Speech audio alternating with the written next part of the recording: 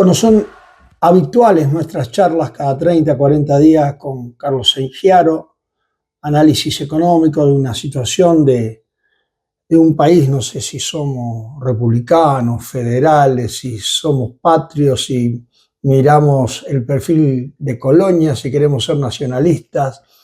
Hola Carlos, ¿cómo le va? ¿Qué tal? ¿Qué Muy bien. tal? Muy bien.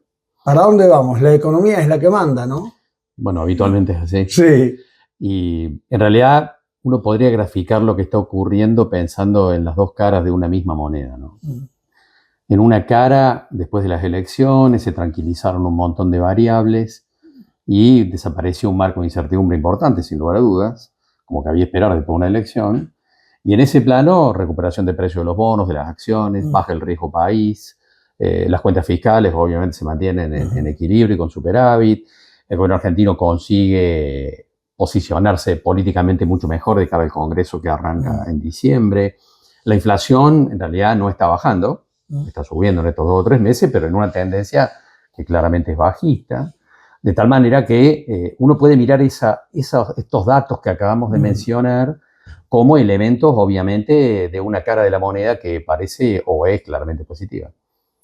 Como contrapartida, seguimos mirando el aumento de los cheques rebotados, el poder adquisitivo de millones de personas que no se recupera, los bancos mostrando pérdidas trimestrales como resultado fundamentalmente del aumento de la morosidad de millones de personas en el sistema financiero. Yo que recorro la provincia de Córdoba, Santa Fe, Entre Ríos, trabajando con empresas, vemos el aumento de convocatoria de acreedores, importante, digamos, y cómo una cantidad de empresas no menor, en realidad está enfrentando crecientes dificultades. Hay un dato estadístico que está expresando que se pierden 10.000 puestos de trabajo por mes en la Argentina, en un proceso de expulsión de mano de obra que tiene que ver con el proceso de reconversión de la matriz productiva y también, obviamente, de la apertura económica. Claro. De tal manera que, como ocurre cada vez que hay un proceso de apertura económica importante, en un contexto como este, que es cuasi recesivo, hay ganadores y perdedores. Y es claramente lo que estamos viendo y nos muestra las dos caras de una misma moneda, ¿no? Los analistas económicos ligados al gobierno central nacional dicen, bueno, sí, hay empresas que por la importación que tiene el portón abierto de bar en bar, ya no tienen la dinámica de tiempos A. Dice, bueno, ¿a cuánto les favorecemos? A 800.000, pero ¿favorecemos a cuánto? Con otros precios y con supuestos mejores precios de otra competitividad. ¿Es tan así ese análisis? Bueno, es una parte del análisis. Estás mirando una cara de la moneda. Si dijera, bueno, abrimos la importación de textiles, abrimos la importación de muebles, abrimos la importación de calzados, abrimos la importación, todo eso está ocurriendo, y obviamente que eso beneficia a los consumidores. Si vos te situás como consumidor, te decís, y yo quisiera que abran toda la economía argentina y que entren todos los vehículos importados, maquinaria agrícola importada, que entre carne vacuna importada, como estaba entrando de Brasil, que entren un montón de productos. Si te situás como consumidor, te sentís beneficiado. El tema es que vos tenés otra cara como persona también, sos un proveedor de servicios o de productos. Y si obviamente vamos a un escenario donde la apertura económica termina derribando a una cantidad importante de sectores productivos, lo que vamos a tener, por supuesto, es un aumento de la desocupación de una manera importante.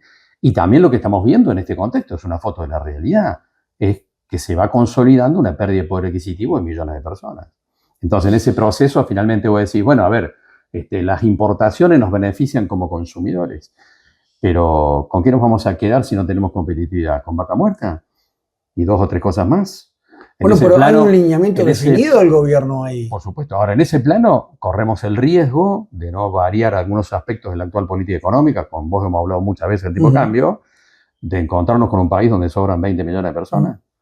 Entonces, cuando lleguemos a ese punto, nos vamos a encontrar que ya no podemos ser consumidores tampoco. Porque un porcentaje de la sociedad argentina no va a poder consumir porque no va a tener trabajo, porque no va a poder tener ingresos. En declaraciones a La Voz del Interior en vivo, el famosísimo Tati Bugliotti no se ruborizó cuando dijo que las cubiertas las está trayendo de China. Por supuesto, es lo que está pasando con la mayor parte de los sectores productivos. Y pensemos lo que ocurrió con una empresa de lavarropas que tomó mucha relevancia la semana pasada, una empresa multinacional, que había hecho una inversión de $50 millones en el 2022.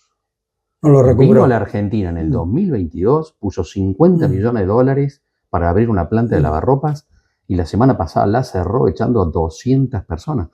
Cuando uno mira eso, el presidente Milei que diría, ¿no le vieron? Claro. En realidad, pensemos en una multinacional que invierta en la Argentina $50 millones en una fábrica y a los 3 años le cierra. ¿Y que se va a transformar en qué? En importadores de Brasil, de todos esos productos. Bueno, esto obviamente expresa, cuando uno dice, y yo me encuentro con mucha gente, me dice, bueno, pero a ver, cazaban en el zoológico, los textiles, lo del calzado, los muebles, pues correcto. Ahora el tema es, ¿cuál es el punto de equilibrio de este proceso? Porque si vos decís, abrimos la economía de par en par, lo estamos haciendo indiscriminadamente, sin ningún marco regulatorio y sin ninguna política en términos sectoriales, y obviamente nos vamos a encontrar con que la Argentina es competitiva en cuántas cosas. No en muchas. Alguien dirá, en todas las cadenas agroalimentarias. Los productores avícolas en la Argentina están perdiendo plata en este momento. He tenido conferencias en Entre Ríos y en Provincia de Buenos Aires con los principales productores avícolas de la Argentina. Están ahí. Y están perdiendo plata porque hay aumento de la importación desde Brasil. Los productores porcinos están en una situación complicada. O sea que ni siquiera todas las cadenas agroalimentarias en un proceso de apertura indiscriminado con este tipo de cambio. ¿No habría que buscar otros mercados? Así, con este tipo de cambio. Lo que pasa es que no somos competitivos. Y aquí ahí no somos competitivos porque, bueno, tenemos muchos problemas. Yo puedo aceptar, y me parece lógico, que alguien me diga, mirá, la industria textil argentina no va a ser competitiva nunca. No tiene la escala, no tiene la tecnología. Y yo puedo coincidir con eso. Ahora, que nuestros productores avícolas o nuestros productores porcinos no sean competitivos, cuando sí lo eran hace 2 años atrás, quiere decir que la diferencia no está en la escala y la tecnología. La diferencia está en el tipo de cambio. Entonces, acá es donde entramos a pensar, bueno, ¿cuál es el punto de equilibrio para no irnos a un extremo de la realidad donde solo va a ser viable vaca muerta, el sector minero, el sector energético, que son capital intensivo, o sea que no generan tanto empleo, versus todos los sectores que van quedando en el camino en este proceso y que son más mano de obra intensivos y que pueden ir generando en el tiempo una problemática social. ¿Y la mochila impositiva, ¿no? ¿En dónde la ubicamos? Yo estoy convencido que vamos a una reforma impositiva importante de cara al próximo año y una reforma laboral, creo que eso va a salir.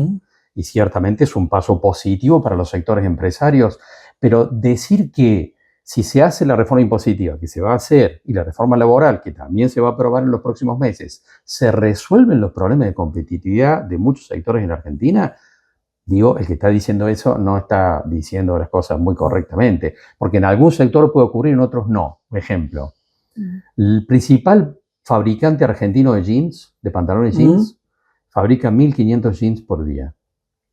El cuarto fabricante de jeans de Brasil, no el primero, el cuarto fabrica 30.000 por día. O sea, hay una diferencia de escala y de tecnología abismal. Que alguien me diga que el fabricante de 1.500 jeans de la Argentina por día puede competir con el de 30.000 de Brasil con una reforma impositiva y laboral, no sabe lo que está diciendo. Hay una diferencia de tecnología y de escala tremenda y por lo tanto en algunos segmentos la reforma impositiva y laboral es necesaria. Y en algunos segmentos va a contribuir a mejorar la competitividad. Ahora, la apertura económica tal como está planteada, sin red, para decirlo de alguna manera, y sin considerar la cuestión cambiaria, va a seguir dejando a muchos jugadores afuera, aún con la reforma impositiva y la reforma laboral. Los entendidos vaticinan para Calamuchita una mejor temporada de verano que la última. Usted me habla del tipo de cambio. El tipo de cambio sigue sin dar respuesta Bueno, pero positiva. parece ser que podríamos llegar a tener un mejor andar.